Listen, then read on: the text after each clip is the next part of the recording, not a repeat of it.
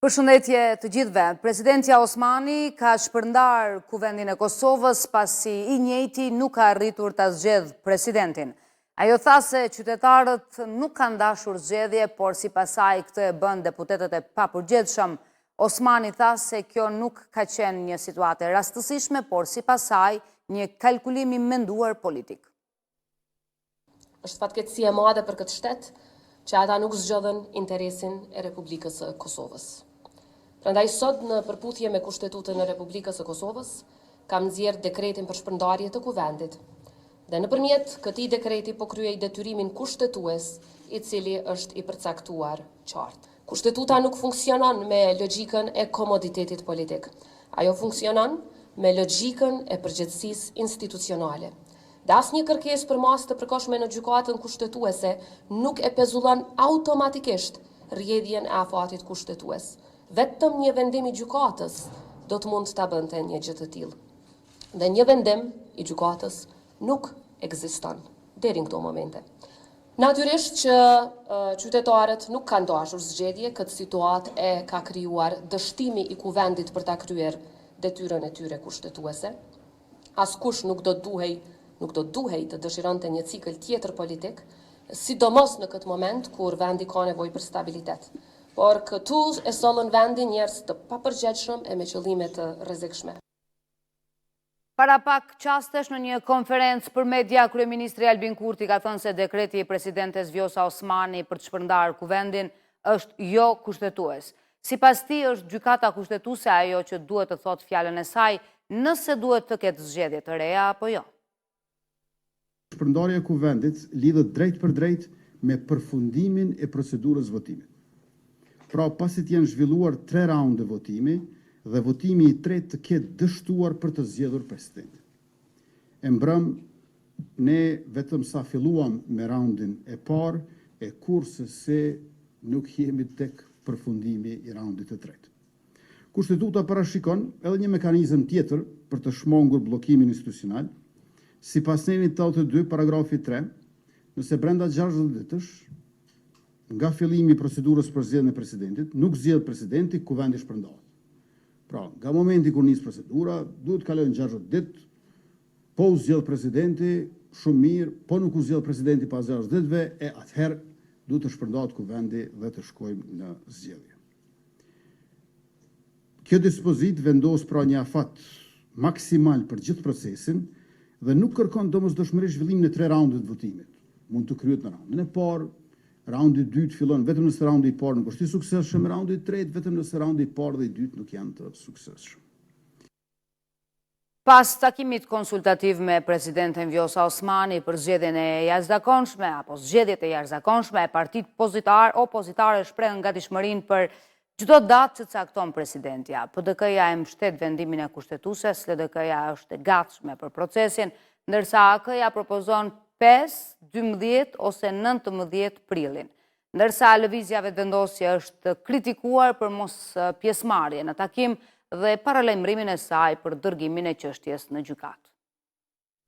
Tash, ne e shprehëm qëndrimin tonë, ne dim që janë dërguar disa shkresa, a do t'i trajton gjykata kushtetuese si të pranueshme apo të papranueshme në gjykatën kushtetuese. Çdo vendim që merret nga gjykata kushtetuese gjithmonë ka qenë i respektuar dhe i zbatuar nga Partia Demokratike e Kosovës. Unë besoj që presidentja e ka analizuar mirë veprimet e veta, ka vepruar në përputhje me detyrimet dhe përgjegjësitë e veta, megjithatë vendimi i gjykatës kushtetuese është i pranueshëm. Falda situata duhet të arrujë një lloj minimum deri të partisë të nëshionit. Pra edhe kur fiton edhe kur humb. Askush që ka faj vetëvendosjes për sjelljen e tyre edhe për ato që ja kanë sjell vendit. Pra kjo situatë që ka ardhur është rezultati i tyre. Edhe ata është dashur të vinë në këtë takim, aty thonë pikpamja e tyre qofshin edhe të kundërta.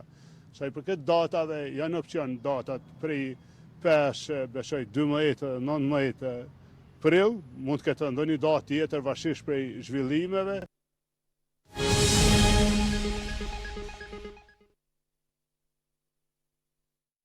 Në kuadër të aktiviteteve shtetërore, në shënimin e 28 vjetorit të epopesë ushtrisë qlirimtare të Kosovës, krerët e shtetit sot në ditën e dytë të këtij manifestimi kanë bërë homazhe në kompleksin Memorial Adem Jashari në Prekaz. Presidenti Vjosa Osmani, kryeministri Albin Kurti, kreu i PDK-s Bedri Hamza dhe ai i Lidhjes Demokratike të Kosovës Lumir Abdigjiku thanë se ndodhen në Prekaz për të bërë nderim në themelet e lirisë dhe pavarësisë së Kosovës. Në këtë epopet UÇK-s sërish kthehemi në Prekaz, në vendin që simbolizon një sakrificë të papërsëritshme për lirinë tonë, në vendin që simbolizon rrugtimin më të pastër, përplot me sakrifica, në mënyrë që sot ne ta kemi shtetin, dhe në vendin që mbetet udhërrëfyes për rrugën tonë përpara. 3 brezat jasharve, gjatë atyre 3 ditëve, u flijuan për çlirimin e vendit, për lirinë e popullit, për Republikën dhe për bashkimin tonë. Andaj familjes Jashari, ne ja kemi borxh të përjetshëm e të pashlyeshëm angazhimin e përditshëm që të ruajmë e të mbrojmë shtetin dhe të drejtat e lirit e qytetarëve pa dallim. Çka do që të bojmë na, nuk është e barazvlefshme me veprën dhe sakrificën që kanë bëhe jasharajt. Gjithmonë respekt, deri në përjetësi. Sakrifica jasharave 28 vite më parë e familjes, e Ademit dhe 56 anëtarëve të tjerë, është rilindje e ndërgjegjës sonë kombëtare. Përpjekja për shuarjen e trungut familjar të jasharave ishte përpjekje për shuarjen e popullit Kosovës, qëndresa në epopejën e madhe të UÇK-s ishte qëndresa vetë popullit Kosovës. Sot kujtojmë dhe nderojmë këtë sakrificë të jashtëzakonshme dhe mbi këtë sakrificë rikujtojmë vetëm vazhdimisht se sa shtrenjtë dhe mbi gjitha sa shenjtë është liria që e gëzojnë këta fëmijë sot këtu që i pamë në këtë tempull të lirisë të popullit shqiptar. Në kuadër të aktiviteteve për shënimin e 28 vjetorit të epopesë ushtrisë qlirimtare të Kosovës, oficer të lartë FSK-s dhe të Ministrisë Mbrojtjes kanë bërë homazhe në kompleksin Memorial në Prekaz në nderim të sakrificës së komandantit legjendar Adem Jashari, familjes Jashari dhe të gjithë të rënëve për liri. 5, 6 dhe 7 mars i vitit 98 na përkujton qëndresën heroike dhe flijimin e familjes Jashari, një ngjarje që shënoi kthes historike në rrugtimin e popullit të Kosovës drejt lirisë dhe pavarësisë. Prekazi mbetet simboli i sakrificës, unitetit dhe vendosmërisë për liri, thuhet në njoftimin e FSK-s. Edhe organizata e veteranëve të luftës së UÇK-s dhe kreuja AK-s Ramush Haradinaj kanë bërë homazhe në Prekaz. Komandant, sot erdhëm të përkulemi para sakrificës suaj dhe të familjes suaj, thuhet kështu në njoftimin e organizatës së veteranëve të luftës së ushtrisë qlirimtare të Kosovës. Zonja dhe zotrinj, ishte gjithçka e përgatitur për këtë edicion lajmesh. Do të takohemi bashkë në edicionin qendror në 19:30. Mirupafshim.